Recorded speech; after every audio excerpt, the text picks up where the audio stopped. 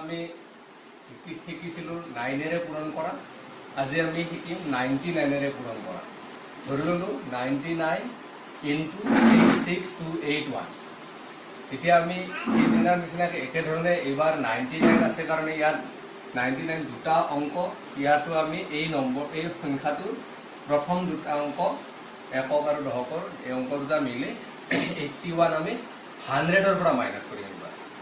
100 minus 81 equals to 90। এইবাৰ কি কৰিম, এই নম্বৰটোৰে এই সংখ্যাটোৰে এক কম ইয়াত লিখিম 36280। তাৰ পৰা এই দুটা অংক বাদ দি বাকিখিনি 362 আমি ইয়াত লিখি এইখিনি মাইনাছ কৰিম। এইখিনি মাইনাছ কৰিলে আমি কিমান পাম, 35918।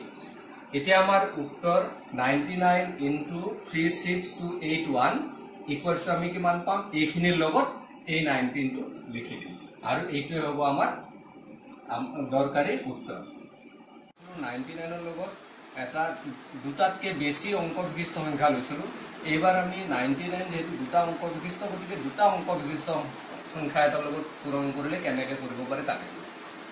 এইটো আকৌ আগতকৈও সহজ হ'ব। ইয়াত এই অংক 36ৰ 1 কম লিখিলে কিমান হ'ব, 35 আৰু এতিয়া আমি কি কৰিম, এই 35টো আমি ইয়াতে 9ৰ পৰা 5 মাইনাছ কৰিলে কিমান হ'ব, 4 আৰু 9ৰ পৰা 3 মাইনাছ কৰিলে কিমান হ'ব, 6। আমাৰ উত্তৰ হ'ব 3564।